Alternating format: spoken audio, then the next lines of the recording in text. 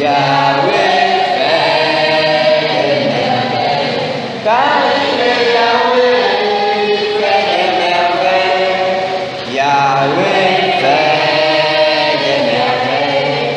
Yahweh fait des merveilles.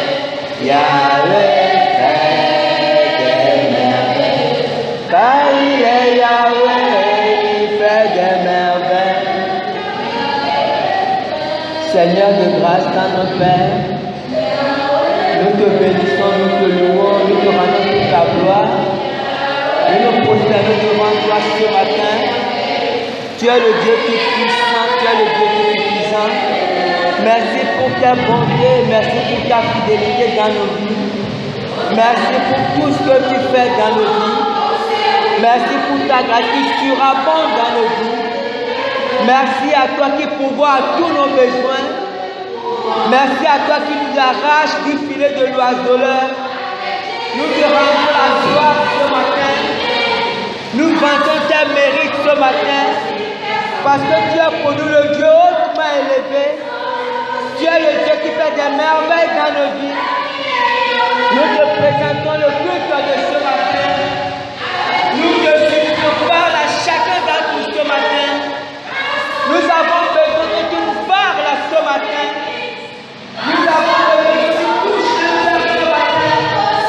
Nous avons besoin que tu relèves une tête ce matin. Nous avons besoin que tu bénisses quelqu'un ce matin. Nous avons besoin que tu délivres quelqu'un ce matin. Nous te supplions, roi éternel, manifeste-toi puissamment ce matin. Tendre Père, je me tiens devant toi comme un serviteur.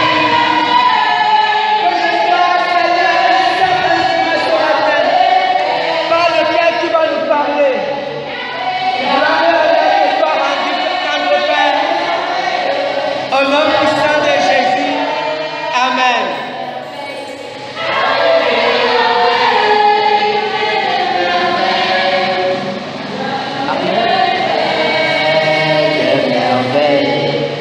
Yahweh fait des merveilles. Yahweh fait des merveilles. Car il est Yahweh, il fait des merveilles. Amen. Le thème de ce matin, c'est la communion fraternelle et ses conséquences. La communion fraternelle et ses conséquences. Nous prenons notre texte dans 1 Corinthiens 5, verset 1 à 5. 1 Corinthiens 5, verset 1 à 5. Je lis la parole de Dieu.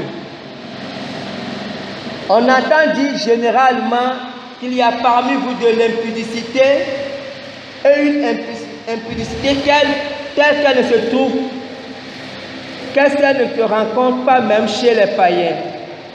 C'est au point que l'un de vous a la femme de son père, et vous êtes enflé d'orgueil, et vous n'avez pas été plutôt dans l'affliction, afin que celui qui a commis ce acte fût ôté du milieu de vous. Pour moi, absent de corps mais présent d'esprit, j'ai déjà jugé comme si j'étais présent celui qui a commis un tel acte. Au nom du Seigneur Jésus, vous et mon esprit étant assemblés avec la puissance de notre Seigneur Jésus, qu'un tel homme soit livré à Satan pour la destruction de la chair, afin que l'esprit soit sauvé au jour du Seigneur. Amen. Voilà le texte de base de ce matin. C'est un texte difficile. Et le thème, c'est la communion fraternelle et ses conséquences. Aujourd'hui, lorsqu'on regarde sur la terre ou dans notre environnement, il existe plusieurs associations. Nous avons les associations caritatives, les associations politiques, les associations religieuses. Il y a plusieurs associations. En fait, une association, c'est juste un groupe de personnes, des gens qui se mettent ensemble pour un objectif commun, pour atteindre un but. C'est ça une association. Et aujourd'hui, on a plusieurs partout, les associations. Et ce qui est important quand on voit une association, Ce qui est important dans une association, c'est que l'objectif soit atteint. Par exemple, si c'est une association politique, leur objectif, c'est de conquérir le pouvoir, d'arriver au pouvoir. Si c'est une association caritative, l'objectif, souvent, c'est d'aider les gens de faire beaucoup de choses. Et ce qu'on remarque dans cette association, les gens peuvent ne pas s'aimer. En fait, ce n'est même pas important que les gens s'aiment, que les gens se détestent. Ce n'est pas ce qui est important. Ce qui est important, c'est que les objectifs de l'association soient atteints. Mais lorsqu'on regarde bien une association chrétienne, parce que cette association ne fonctionne pas comme les autres associations. Parce que dans une association chrétienne, l'objectif premier, c'est ce qui est dans Matthieu 18, Matthieu 28. Matthieu 28, versets 19 à 20. L'objectif, le seul objectif en principe, ou l'objectif principal que Dieu a donné pour tout ce qui est association chrétienne se retrouve dans Matthieu 28, versets 19 à 20. Il est écrit: allez faire de toutes les nations des disciples, les baptisant au nom du Père, du Fils et du Saint-Esprit, et enseignez-leur à observer tout ce que je vous ai prescrit, et voici, je suis avec vous tous les jours jusqu'à la fin du monde. Donc l'objectif de toutes les associations chrétiennes, en principe tout ce qui est chrétien, l'objectif ou le but que Dieu leur a donné, ou ce qui fait en sorte qu'on se retrouve principalement, c'est gagner des âmes. Parce que c'est pour cela que Jésus est mort. Mais il y a quelque chose de très important dans une association chrétienne. Et c'est ce qui fait la différence avec les autres associations. Je disais tantôt que dans toutes les associations politiques, caritatives, les autres associations, les gens ne sont pas obligés de s'aimer. Même si les gens ne s'aiment pas, quand on prend une association comme politique, dans les partis politiques, les gens ne sont pas obligés de s'aimer, ils peuvent se détester, ce n'est pas important. Ce qui est important pour eux, c'est avoir des victoires. Mais dans une association chrétienne, il est obligatoire de s'aimer. En fait, une association chrétienne ne peut pas atteindre les objectifs de Jésus sans l'amour. C'est impossible. On peut, vous savez, c'est l'un des problèmes de l'Église aujourd'hui. On peut se battre, on peut faire pour faire l'évangélisation, on peut évangéliser, attirer des gens pour avoir une grande église, avoir une très grande église, une église remplie de gens. Mais lorsqu'il n'y a pas l'amour, en réalité, ce sont des gens qui viennent pour faire du bruit.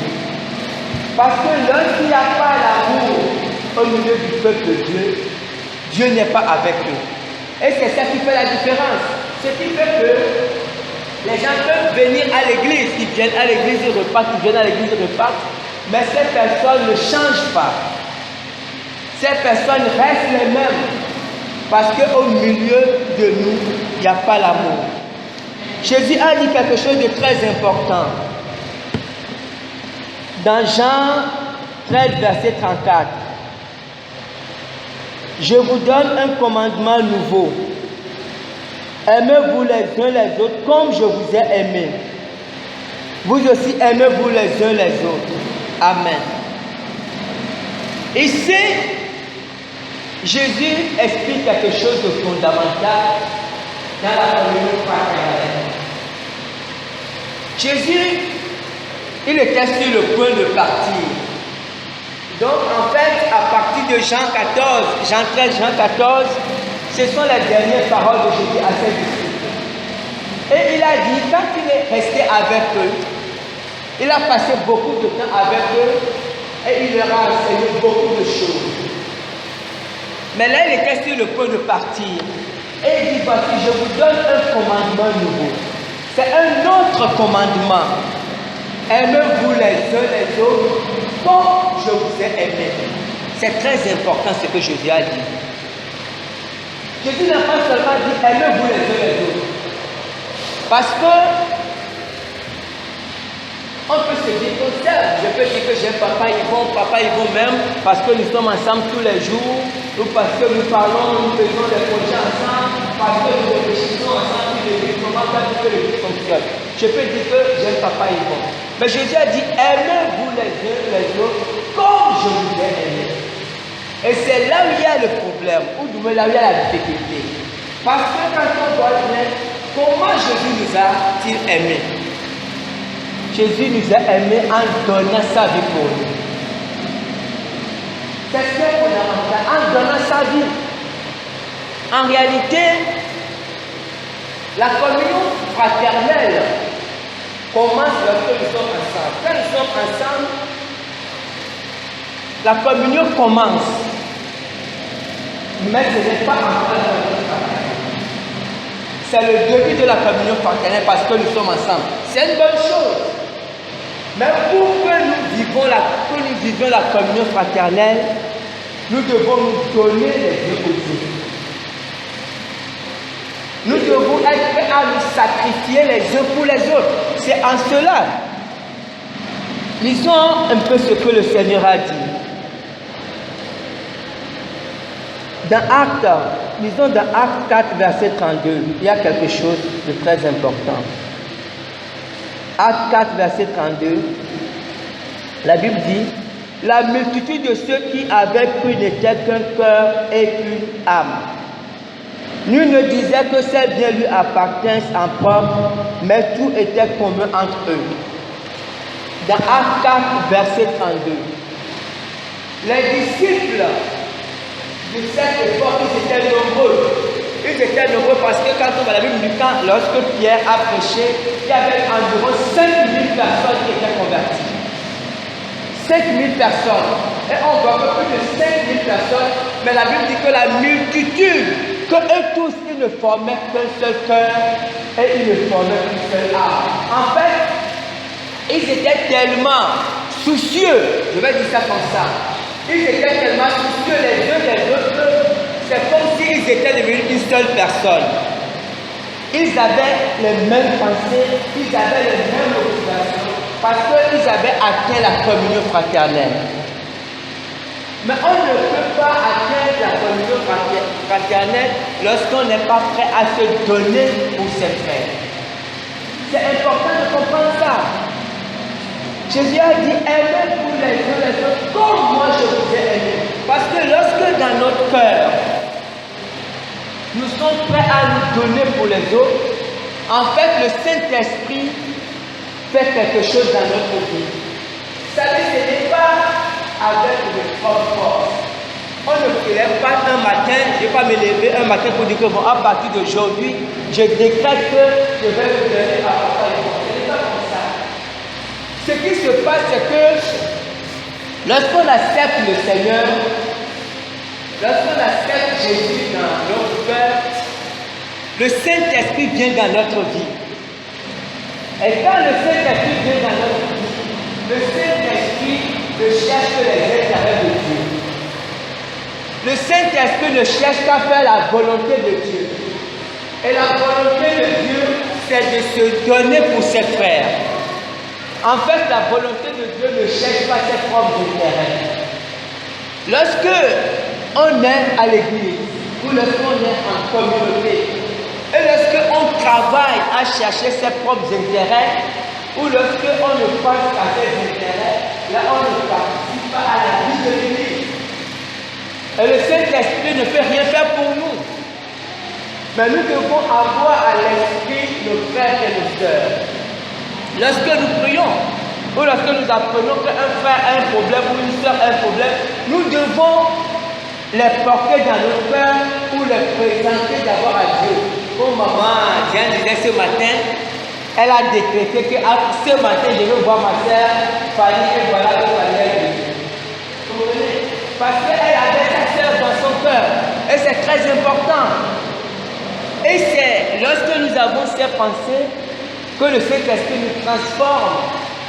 Le Saint-Esprit nous apprend petit à petit à nous donner tous les jours. Vous savez, ça commence par la prière, comme je disais.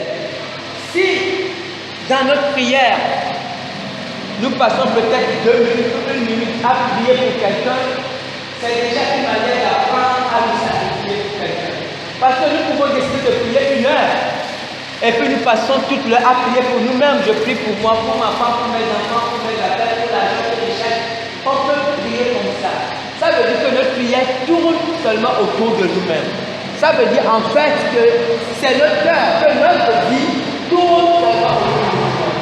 Mais nous pouvons aussi choisir, au-delà de nos problèmes, de penser aux autres. Et lorsqu'on pense aux autres, on peut suivre de la prière. Seigneur, je te présente telle personne, je te présente telle personne. Et au fur et à mesure que nous faisons cet exercice, Dieu nous met cette personne à cœur. Nous allons remarquer que nous allons commencer à aimer ces personnes. Et lorsque nous commençons à aimer ces personnes, nous allons commencer à rechercher leur bien. Seigneur, fais du bien à cette personne, fais du bien à tel frère, fais du bien à telle soeur. Et Dieu, qui voit notre cœur. Vous savez, quand on demande à Dieu de faire du bien à quelqu'un, en réalité, Dieu ne va faire du bien à cette personne sans passer à vous. Parce que, comme Jésus a dit, l'arroseur sera arrosé. Quand on fait une Seigneur, je veux que Dieu bénisse telle personne. Lorsque Dieu bénit telle personne, Dieu nous bénit aussi automatiquement. C'est très important. Donc, ici, la communion fraternelle, d'abord, on atteint la communion fraternelle lorsqu'on arrive à un niveau où on a un même cœur, où on a les mêmes intérêts, on a les mêmes préoccupations. Et c'est l'objectif de Dieu. Parce que Dieu veut nous amener à un niveau où nous avons un même cœur et nous avons une même âme. C'est très important parce que tout à l'heure nous avons lu Jean 13. Jésus a dit, je vous donne un commandement nouveau. Aimez-vous les uns les autres comme je vous ai aimé. Et je disais que comme je vous ai aimé signifie en vous donnant les uns pour les autres ou en vous sacrifiant les uns pour les autres. Et lorsqu'on lit le verset qui suit, le verset 35, Jésus a dit, à ceci tous connaîtront que vous êtes mes disciples si vous avez de l'amour les uns pour les autres. À ceci tous connaîtront que vous êtes mes disciples si vous avez de l'amour les uns pour les autres.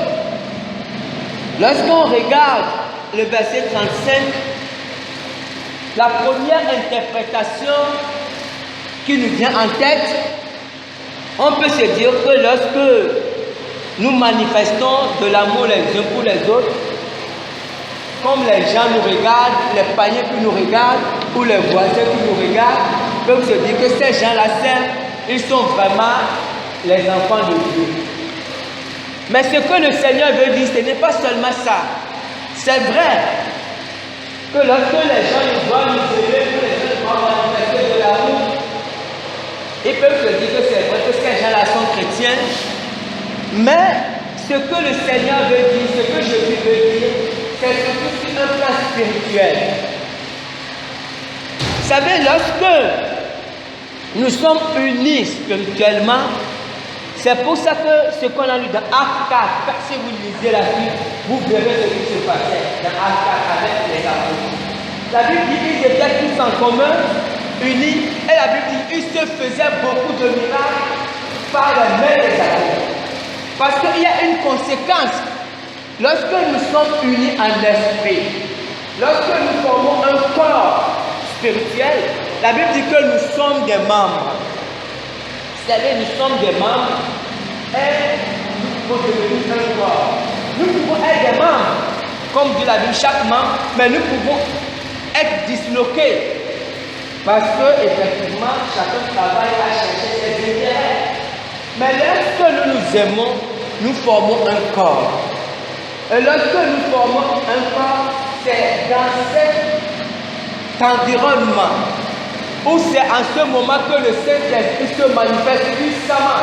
Parce que lorsque nous formons un corps, nous donnons l'opportunité au Saint-Esprit de se manifester puissamment. Qu'est-ce qui se passe? On a vu ça en début d'année passée. Maman Clara n'est pas là. En début d'année passée, quand je préparais le premier cours de l'année, le Seigneur a commencé par me dire, maman disait qu'il y a un verset. C'était Ézéchiel 47. Il y a un autre verset. Dieu lui a donné ça et Dieu voulait qu'on jeûne. Elle m'en a parlé, j'ai dit ok, on a commencé le jeûne. Et quand j'étais chez mes en train de préparer le message, Dieu m'a donné un thème, le Torah de Dieu. Et moi j'ai préparé le message à la maison. Et nous sommes venus ici dimanche, c'est maman Clara qui coordonnait. Et quand maman Clara coordonnait, elle chantait. Et après un moment, elle a été saisie par le Saint-Esprit. Et elle criait, je suis le torrent de vie. Je suis le torrent de vie. C'est ça que la Bible donne les mêmes pensées. Maman Clara n'était pas avec moi. Moi, j'étais chez moi à la maison. Mais elle, quand elle vient ici, elle criait. Le thème que j'avais, c'est de ça qu'elle parlait. Parce que lorsque nous sommes unis en esprit, nous permettons au Saint-Esprit de se manifester librement. En fait, l'esprit se déploie librement. Mais lorsque nous sommes divisés, l'esprit a du mal à travailler. Lisons quelque chose. Matthieu 18, verset 19 à 20. Je vous dis encore que si Dieu d'entre vous s'accorde sur la terre pour demander une quelconque chose, elle leur sera accordée par mon Père qui est dans les cieux. Car là où 2 ou 3 sont assemblés en mon nom, moi je suis au milieu d'eux. Je vous dis encore que si Dieu d'entre vous s'accorde sur la terre pour demander une quelconque chose, elle leur sera accordée par mon Père qui est dans les cieux. Car là où 2 ou 3 sont assemblés en mon nom, je suis au milieu d'eux. Voilà ce que Jésus dit. Jésus dit, si Dieu d'entre vous s'accorde pour demander une quelconque chose, elle leur sera accordée. Mais à quel moment elle leur sera accordée si Dieu d'entre vous s'accorde? Parce que quand je dis s'accorde ici, ce n'est pas seulement le fait d'être ensemble. Ici, nous sommes plus de 2 personnes. Nous pouvons être ici sans nous accorder. Nous sommes ici d'accord. Nous devons, mais nous ne sommes pas un en esprit. Parce que lorsqu'on s'accorde, on est un en esprit. En fait, on veut atteindre le même objectif. Jésus a dit, lorsque 2 d'entre vous vont se mettre d'accord dans leur esprit, dans leur cœur, pour demander quelque chose, elle leur sera donnée. Pourquoi? Par mon Père. Mais à condition qu'ils s'accordent, à condition qu'ils se mettent ensemble. Comprenez, c'est très important la communion. Parce que lorsque on est en communion, c'est en ce moment que la Bible dit que 1 chasse 1000, 2 chasse 10 000. C'est dans ces conditions. Mais s'ils ne sont pas accordés en esprit, on peut être 80. On va prier, on va seulement faire du bruit. Parce que lorsque Dieu va venir, lorsque Dieu va voir mon cœur, Dieu va voir que là je suis en train de penser à ma nourriture que j'ai oubliée à la maison. Papa, il est en train de penser à son enfant qui est malade. Donc Dieu va dire, il faut du bruit seulement. Parce que là, on est là, mais on fait du bruit. Parce qu'on n'est pas accordé. Vous comprenez? C'est très important. Lisons autre chose. Acte 4, verset 33 à 37. Les apôtres rendaient avec beaucoup de force témoignage de la résurrection du Seigneur Jésus, et une grande grâce reposait sur eux tous, car il n'y avait parmi eux aucun indigent.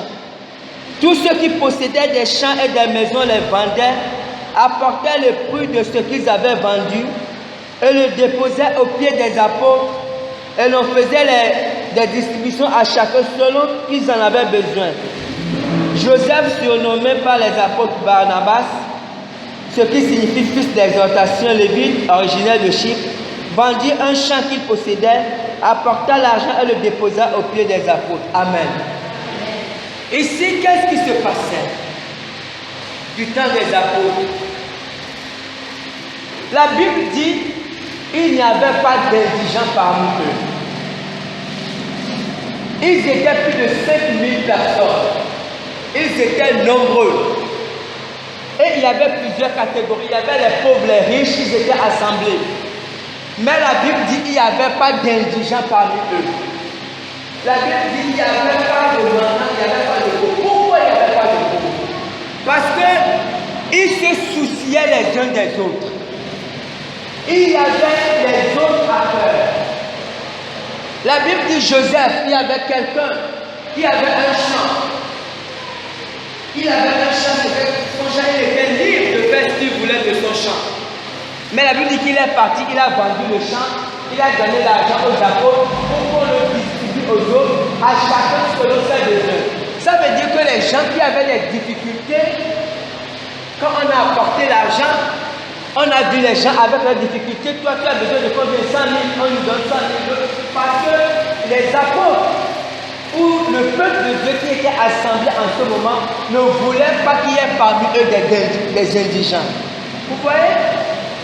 Dieu n'est pas descendu du ciel pour régler les problèmes parmi eux. Mais les problèmes ont été résolus par eux-mêmes à cause de l'amour. Dieu a dit, voici, je vous donne un commandement nouveau. Aimez-vous les uns les autres, comme je vous ai aimé. Ça veut dire que le fait de se soucier, le souci que Joseph avait de ses frères, lorsqu'il voyait ses frères qui avaient des difficultés dans les finances, Joseph a décidé seul de vendre son champ et d'apporter cet argent. Parce qu'il avait le souci des autres. Vous comprenez? C'est très important de comprendre ça. La communion fraternelle, vous savez, aujourd'hui, en réalité, l'égoïsme ou l'intérêt, nous cultivons tellement l'intérêt personnel. Nous sommes tellement préoccupés par nos propres problèmes qu'il nous est difficile de faire le bon sacrifice envers nous. Il nous est difficile de nous sacrifier. Et lorsque nous ne faisons rien, Dieu nous regarde. Dieu nous regarde. Parce qu'en fait, pour que certains problèmes soient résolus, Dieu veut que les choses viennent de nous vers les autres. C'est comme ça que Dieu fait. Dieu peut faire en sorte que nous soyons les ressources pour d'autres personnes. C'est comme ça que Dieu fait. Dieu ne va pas descendre. Mais aussi longtemps que nous allons rester, nous allons nous préoccuper seulement de nos intérêts, les autres auront des problèmes alors que Dieu a remis ses ressources entre nos mains. Et Dieu va nous en demander des comptes. Nous devons être conscients de ça en tant qu'Église.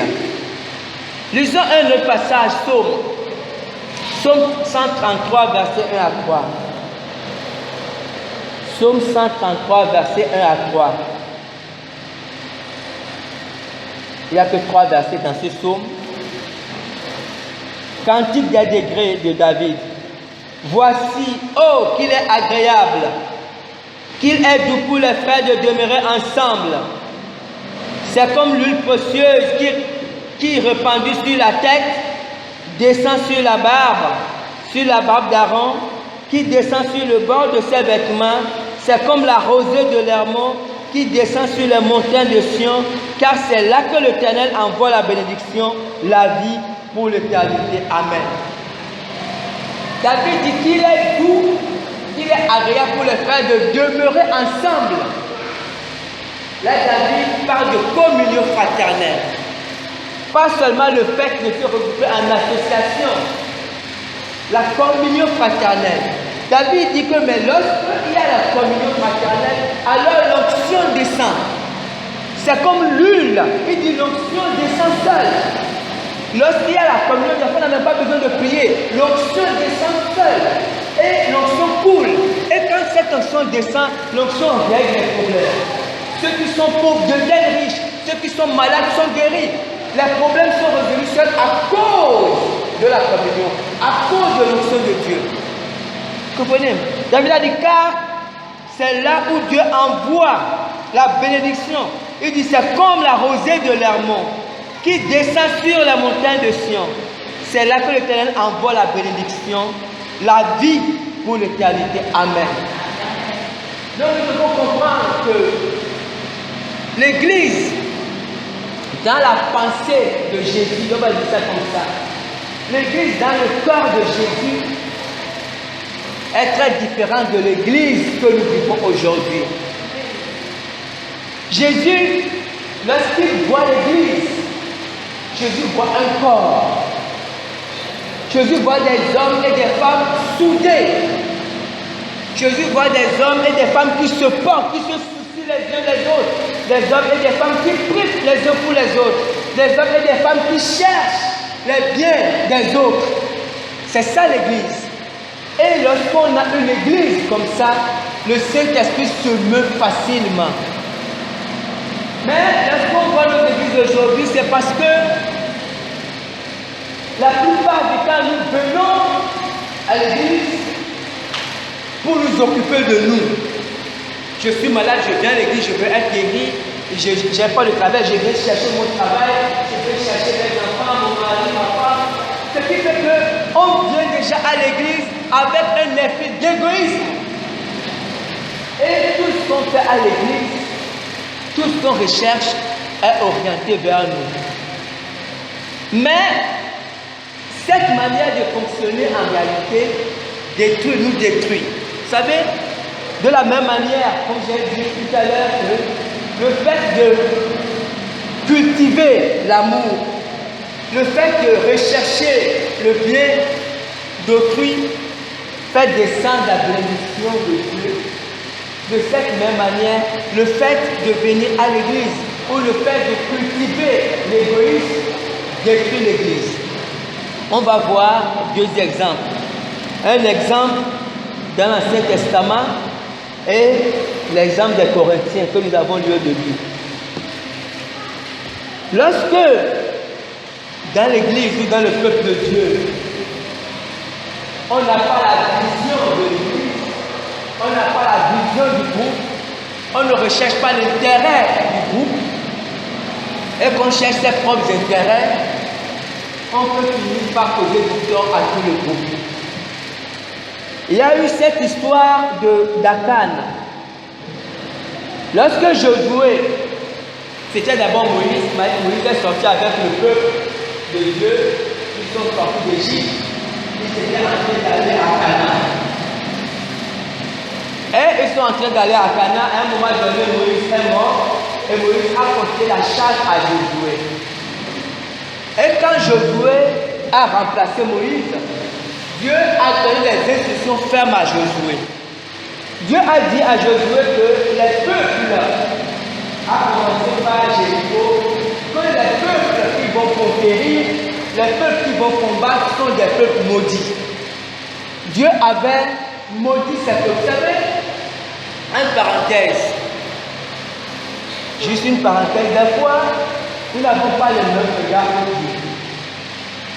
Il peut y avoir de très belles choses, de l'or, de l'argent, peut-être une belle voiture, peut-être une belle maison, que nous convoitons. Et quand nous regardons ça, c'est beau, c'est une belle maison, c'est une belle voiture. Alors que Dieu peut maudire ces choses. Alors que pour Dieu, ces choses sont sous la malédiction. Et c'était le cas des peuples que Josué devait conquérir. Lisons Josué 6, versets 17 à 18. Josué 6, versets 17 à 18. La ville sera dévouée à l'Éternel par interdit, et tout ce qui s'y trouve, mais on laissera la vie à Rahab, la prostituée, et à tous ceux qui seront avec elle dans la maison, parce qu'elle a caché les messagers que nous avions envoyés. Gardez-vous seulement de ce qui sera dévoué par interdit, car si vous prenez de ce qui aurait dévoué par interdit, vous mettrez le camp d'Israël en interdit et vous y jeterez le trouble. Je vais vous expliquer ce qui se passe là, ou ce que Josué est en train de dire là-bas. Les Israélites étaient sur le point de combattre Jéricho. Jéricho était une ville fortifiée. Ils ne pouvaient jamais combattre Jéricho seul. Josué leur a dit, Dieu a dit que la ville est dévouée par interdit. En fait, quand on dit dévouée par interdit, c'est que la ville est maudite. Et tous ceux qui sont ce qui est dans la vie est maudit. Tout, sans exception. En fait, ça veut dire que tout doit être brûlé. Dieu veut qu'on détruise tout, même les animaux, on doit les détruire, on doit les brûler. Donc Dieu dit, la ville est dévouée par interdit, vous devez tout massacrer, tout détruire.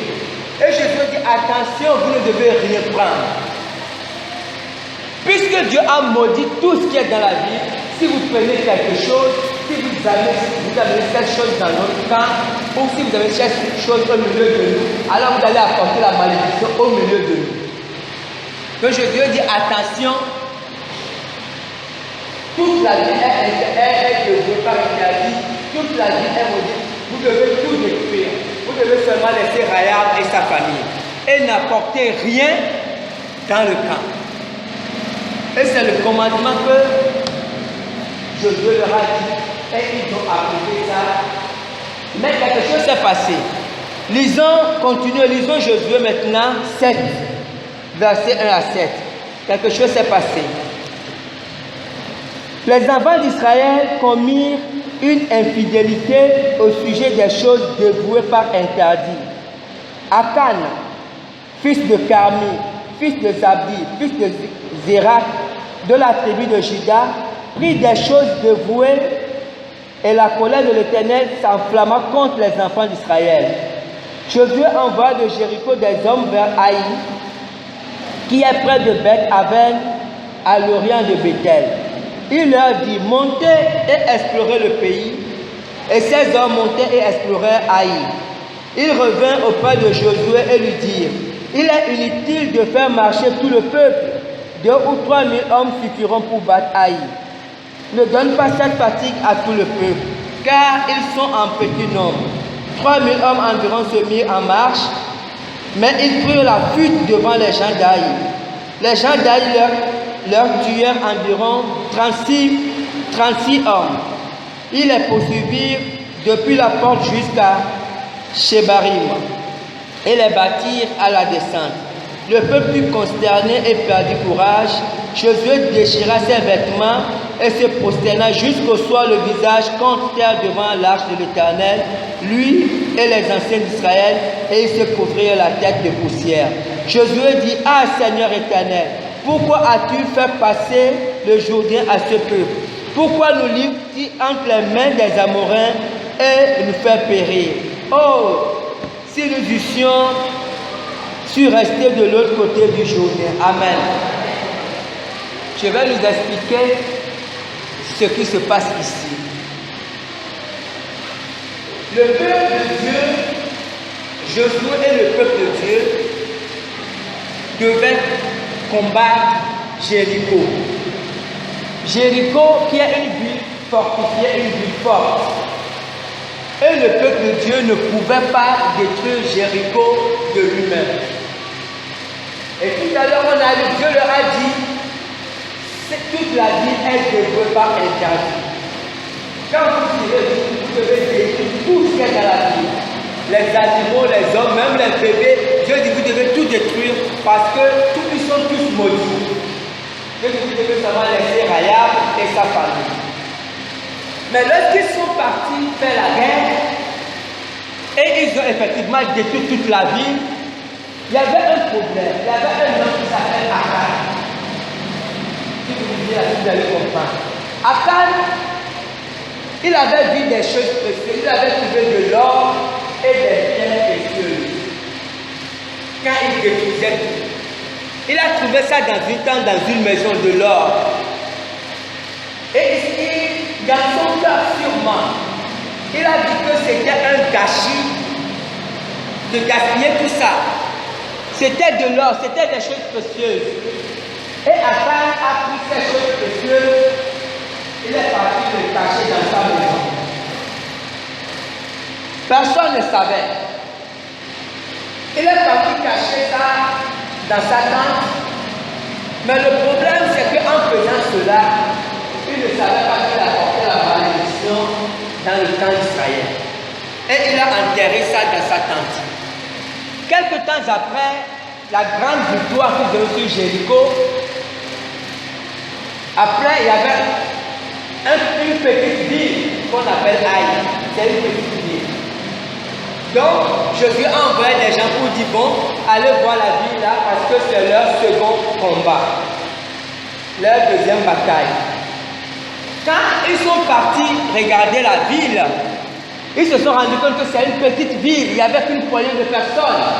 Donc ils se sont dit que bon, c'est pas la peine que toute l'armée d'Israël aille combattre cette ville. Il suffit seulement d'envoyer 2000, 3000 personnes. Et puis ils se sont dit que bon, c'est une petite ville, on va les raser rapidement. Mais leur problème, ils ne savaient pas que Akan avait apporté des choses maudites dans leur camp. Ils ne savaient pas qu'ils étaient déjà maudits. Alors que le seul fait qu'Akan ait pris les choses maudites, il a apporté ça dans le camp, tout le camp était maudit. Et la malédiction était sur eux tous. Et ils ne savaient pas. Donc ils sont partis. Quand ils sont partis pour combattre Aïe, ils n'ont rien compris. Ils ont été bien bastonnés. Pour parler comme au quartier. Ils ont été bien bastonnés et ils ont fui. Quand ils ont fui, ils sont revenus. Ils ont dit que ce n'est pas possible. Pourquoi nous avons été bastonnés comme ça?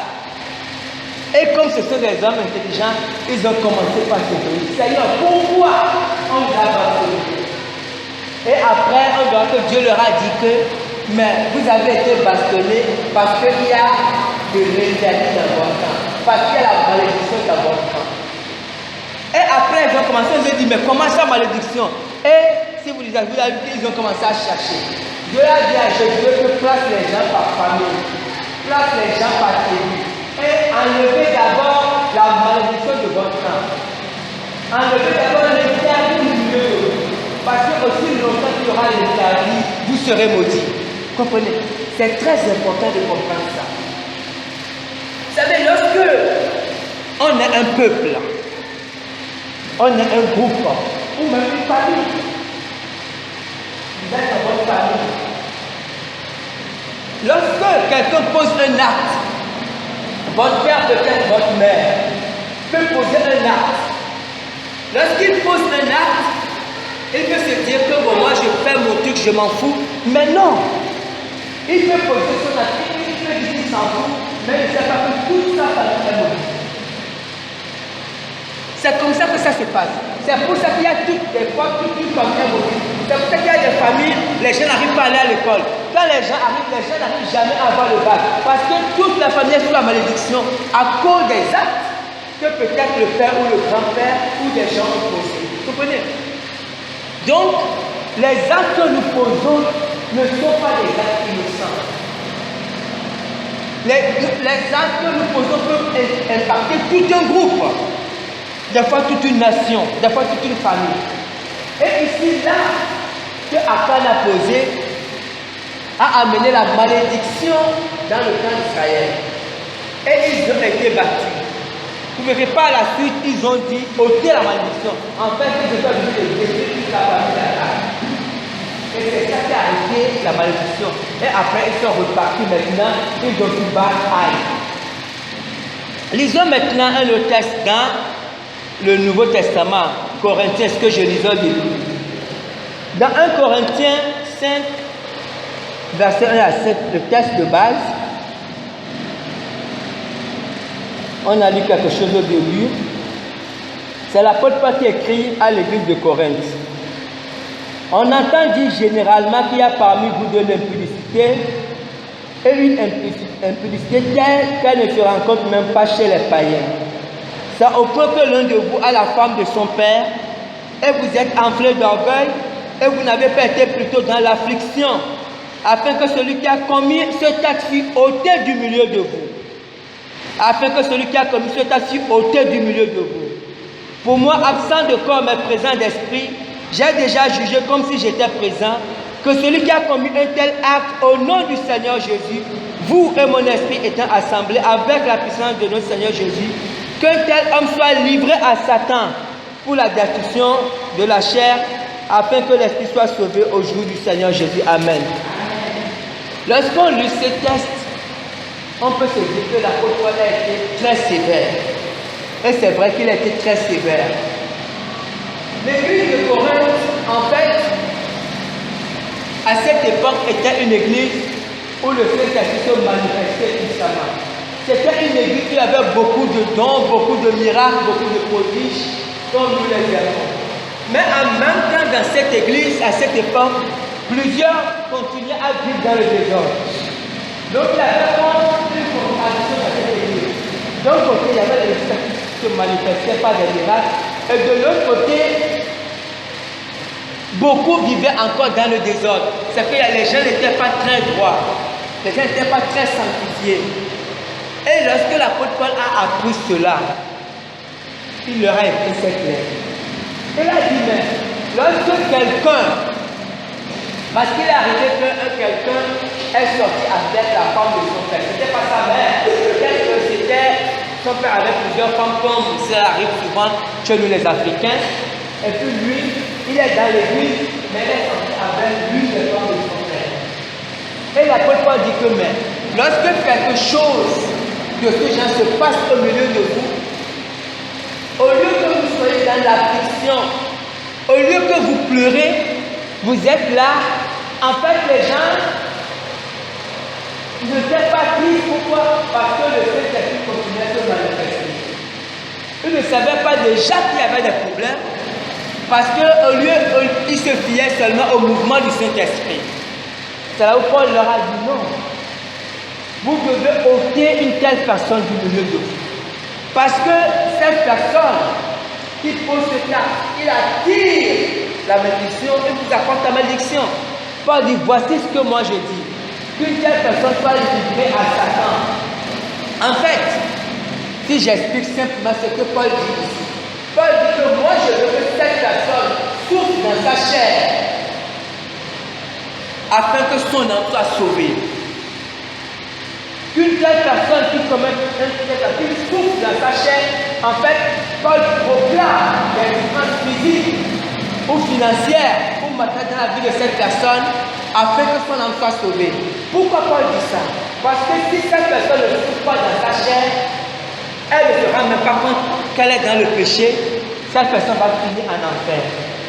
Et cette personne qui s'entraîne aussi beaucoup d'autres en enfer parce que d'autres aussi peuvent prendre son exemple. Comprenez? Et dans le même chapitre, lisons la fin de ce chapitre, 1 Corinthiens 5, versets 9 à 13, pour terminer. 1 Corinthiens 5, versets 9 à 13, Paul dit, « Je vous ai écrit dans ma lettre de ne pas avoir des relations avec les impudiques, non pas d'une manière absolue avec les impudiques de ce monde, ou avec les cupides ou les ravisseurs, ou avec les idolâtres. Autrement, il vous faudrait sortir du monde. Maintenant, ce que je vous ai écrit, c'est de ne pas avoir des relations avec quelqu'un qui se nomme frère, est impudique ou cupide ou idolâtre ou outrageur ou ivrogne ou ravisseur. De ne même pas manger avec un tel homme. Qu'ai-je en effet à juger ceux du dehors? N'est-ce pas ceux du dedans que vous avez à juger?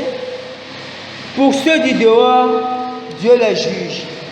Ôtez le méchant du milieu de vous. Amen. Ôtez le méchant du milieu de vous. Ici, l'apôtre Paul, en fait, veut nous faire prendre conscience de l'intérêt ou de la communion fraternelle et ses conséquences. Lorsque nous sommes réunis en groupe, les actes des uns et des autres peuvent tous nous impacter. De la même manière que l'apôtre, que Jésus nous conseille de nous aimer les uns les autres, parce qu'en nous aimant, en nous investissant les uns pour les autres, nous cultivons la communion fraternelle et nous permettons au Saint-Esprit d'agir librement.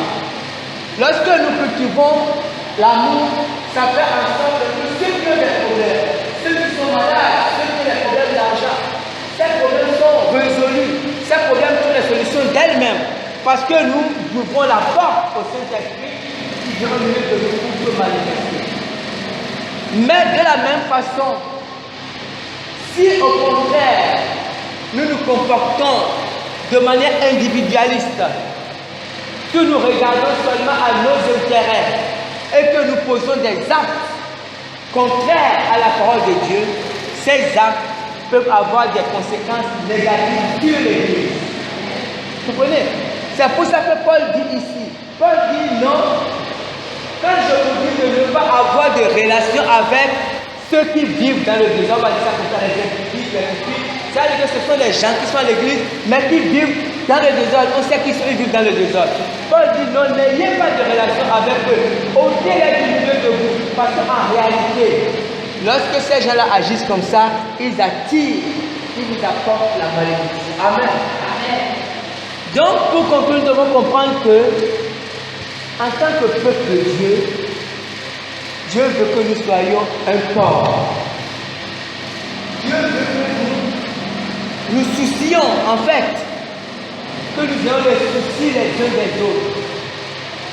Dieu veut que dans nos prières, si tu apprends que tel, je ne sais pas comment est malade, que tel a des problèmes d'argent, peut-être que tu n'as pas d'argent à lui donner, ce n'est pas grave, mais tu peux prier pour lui. Seigneur, j'ai appris qu'un tel est un peu fauché. Si tu as de l'argent, tu lui donnes. Mais si tu n'as pas, Seigneur, je n'ai pas d'argent, mais je prie, ouvre-lui les portes, bénis tel frère. Et lorsque nous faisons ça, nous permettons au Saint-Esprit d'entrer, de venir au milieu de nous et de bénir les uns les autres. Amen. Amen. Que le Seigneur bénisse sa parole.